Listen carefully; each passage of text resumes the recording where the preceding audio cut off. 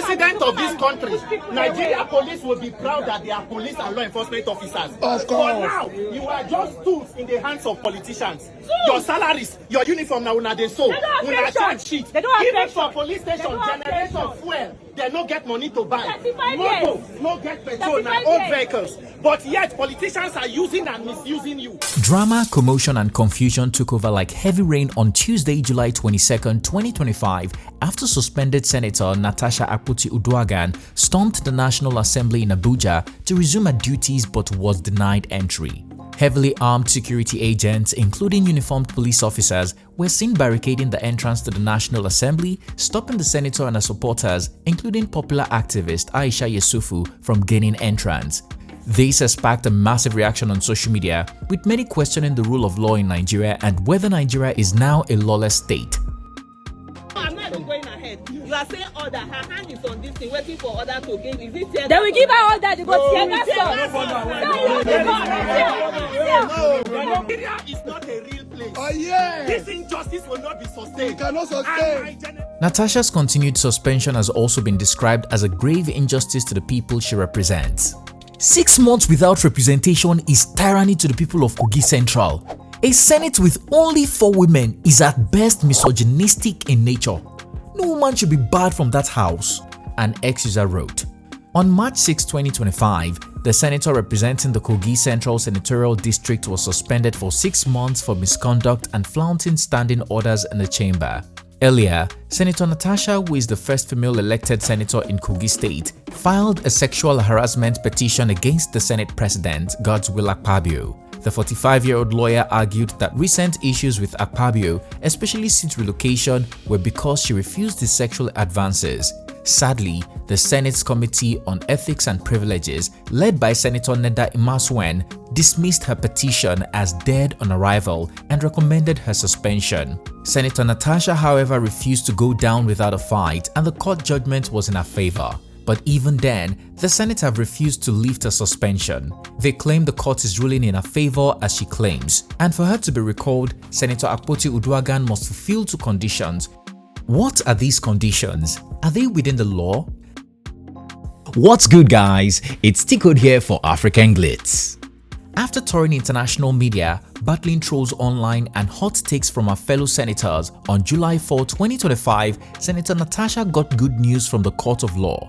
A ruling by Justice Nyako of the Federal High Court nullified her 6-month suspension from the Senate.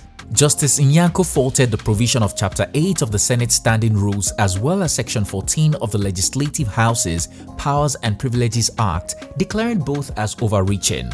The court emphasized that the 2 legislations did not specify the maximum period during which a serving lawmaker could be suspended from office. While the Senate had the authority to discipline its members, such disciplinary actions must not strip citizens of representation in the National Assembly, as Senator Natasha's suspension had an impact on the people of Kogi Central. Justice Nyako explained that the Senate was constitutionally required to sit for only 181 days in a legislative year. As such, Senator Natasha's 180-day suspension amounted to denying the people of Kogi Central effective participation and representation in national governance for a year. It is for this reason that the judge established that her suspension was faulty. But the ruling was not all in Senator Natasha's favor. The court found the 45-year-old mother of 4 guilty of contempt for posting a satirical apology on her Facebook page on April 27. In the apology, Senator Natasha mocked the Senate President and ended it with, "Please find it in your magnanimous heart, somewhere buried deep beneath layers of entitlement, to forgive this stubborn woman who mistakenly believed that her seat in the Senate was earned through elections, not erections." At the time, the court had barred both parties in the lawsuit from speaking to the press or sharing social media posts about the matter. However, Natasha breached that order with a viral apology letter, hence she is guilty of contempt. For this reason, the judge ordered Akpoti-Uduaghan to publish an apology in 2 national dailies and on her Facebook page within 7 days. The judge also awarded a fine of 5 million naira against the senator. Surprisingly, the Senate refused to back down. The chairman of the Senate Committee on Media and Public Affairs, Yemi Adaramodu, reaffirmed the Senate's position, saying Senator Natasha remains suspended until the expiration of a 6-month suspension. Adaramodu insisted that the court ruling didn't order the reinstatement of the Kogi Central Senator, nor does the court judgment override the Senate's constitutional powers to discipline its members. We have said what we are supposed to say about the issue of Senator Natasha, who's our colleague. And we are not even interested in entertaining any kind of fancy about it anymore. The Senate media representative insisted that they would only reconvene on Akpoti-Uduaghan's reinstatement after she had complied with the court's directive to publish an apology letter in 2 national dailies and on her Facebook page and paid the 5 million naira fine. And I just want to reiterate that the Senate, the National Assembly at large, has very, very onerous roles to play and a lot to do. We are legislators, we are lawmakers. We are not spectators to be watching skit making and content creation. So initially I said that all this episode, all this saga, just about content creation. And then the content has been created and is now maybe degenerating into season film. We are not interested, we are not actors. We are lawmakers. Adaramodu said the ball is no longer in their court but in the Kogi Senator's court. The media rep insisted that the court did not order Akpoti-Uduaghan's reinstatement but merely suggested that the Senate could consider recalling her. Even when any litigant goes to court and gets any judgment, either that person feels that this is judgment, this is an order, when that is not an order. That litigant does not even enforce orders by himself or herself. They are court bailiffs who will serve orders on those ones that orders are supposed to be served on as prescribed by the court. And then why, if those people that orders were served on do not take to the orders, then those ones can be accused of contempt of court and then they will be charged to court accordingly. So I hope and I think and I know that Nigerians know that this is another skit making. This is another content. This is just the continuation of the content creation episode. The Senate has already done what it's supposed to do, which the court upheld that the Senate, according to Section 60 of the Nigerian Constitution, and then the order and the rules book of the Senate. So the Senate has done what it's supposed to do. Interestingly, Senator Natasha has neither published the apology letter nor paid the fine. The 45-year-old lawyer, now a politician, announced that she would resume her seat in the Senate and insisted that that decision is backed by a court judgment, mainly because her absence has restricted her vital legislative functions for her constituents. On July 22, 2025, the senator made a decision a reality as she stormed the National Assembly with hundreds of supporters, including social activist and co-convener of the #BringBackOurGirls movement, Aisha Yesufu.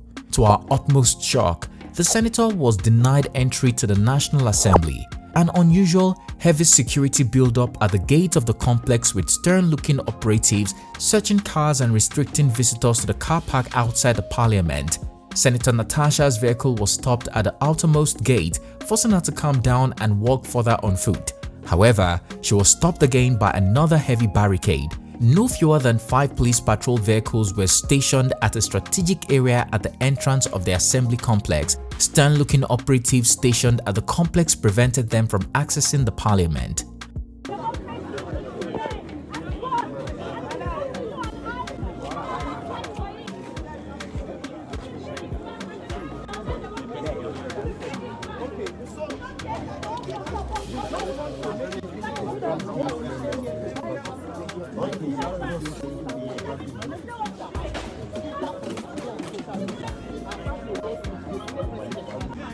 Okay, why are you stopping us?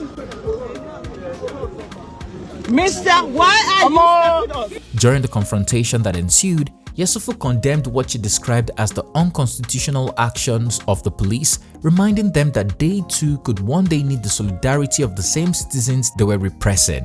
One day you will be on the streets as a retired person, begging same people you oppress to protest on your behalf. Piqued by the obstruction, the activists challenged the officers to reflect on their roles in national building and the future of the next generation. At this age, is this what you want to be doing? Is this the Nigeria you want for your children? You are destroying the future of your own children, she asked. How do you, sir, stand here and then you go back home and meet your children and say to them that indeed they are citizens when you yourself have not shown that you are citizens? You stand here, you're blocking a senator, a serving senator, without instruction. The person who will make laws for your child, no matter the way the child up apart. Aisha Yusufu, who was there with equally popular activist Peter Aka, also known as Randy Peter, accused the police of lacking the courage to disclose who ordered them to block access to the complex. We respect the law, but that does not mean we are cowards. This is the National Assembly. It belongs to all Nigerians. You are blocking people and can't even say who sent you? Are you proud of that? At the time of scripting, the Senate leader had not stated why they shut the National Assembly gate, but Senator Natasha has vowed to drag him to court regardless. The suspended senator told journalists that she would consult her legal team immediately to kickstart the process, stressing that it was a violation of the recent judgment calling for a reinstatement. Natasha also questioned the basis for her initial suspension. Even the suspension ab initio was fraudulent. It was faulty. The politician also condemned the Senate's actions, calling it an act of contempt of court under its president, Godswill Akpabio. Akpabio cannot be greater than the Nigerian constitution. I want Nigerians to know that the office of the Senate president doesn't give me legitimacy as a senator, she added. Natasha reminded the world that constituents elected her.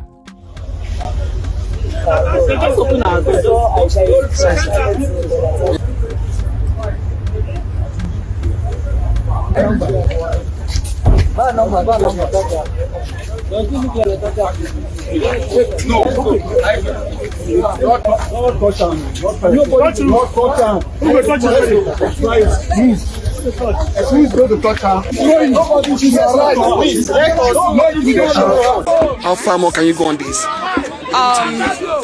In simple terms, it's not about beating the first and second gates and barricade. It's about me and a duly elected senator walking into the chambers to resume my constituted duties as I was elected and mandated by the good people of Kogi Central and INEC.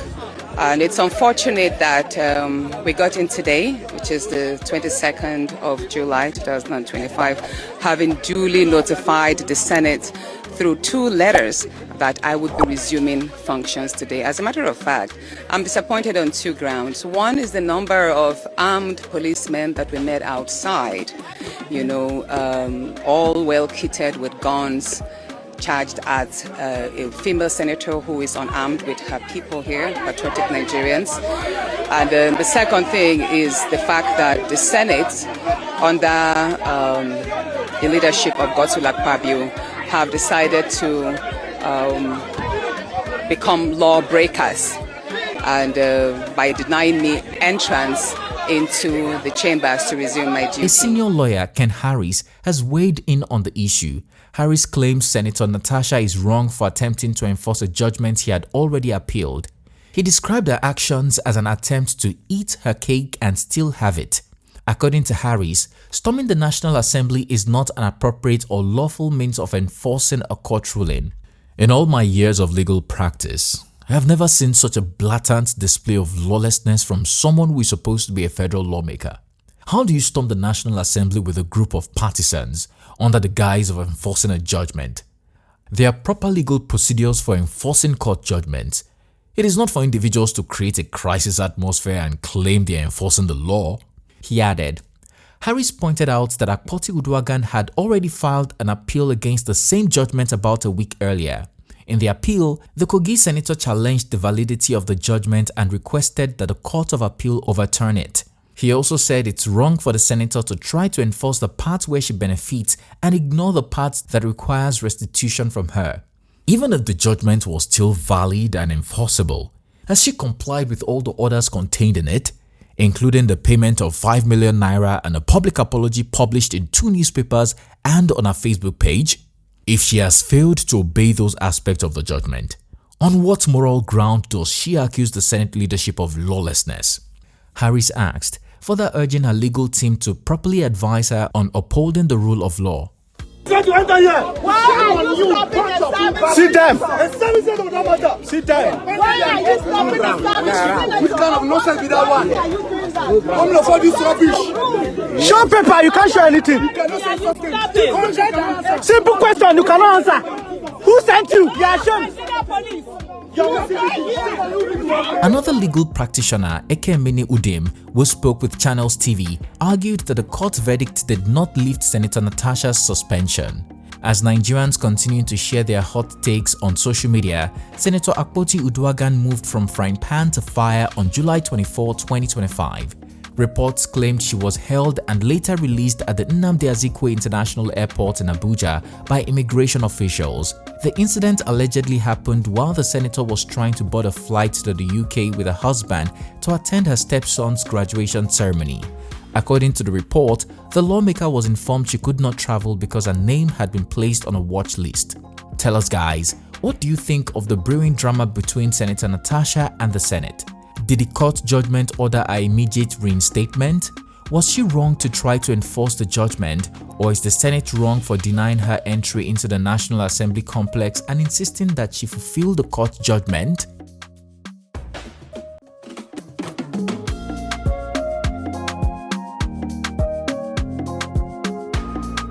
Let's head to the comment section to share our opinion. If you enjoyed this video, please like and share with your loved ones.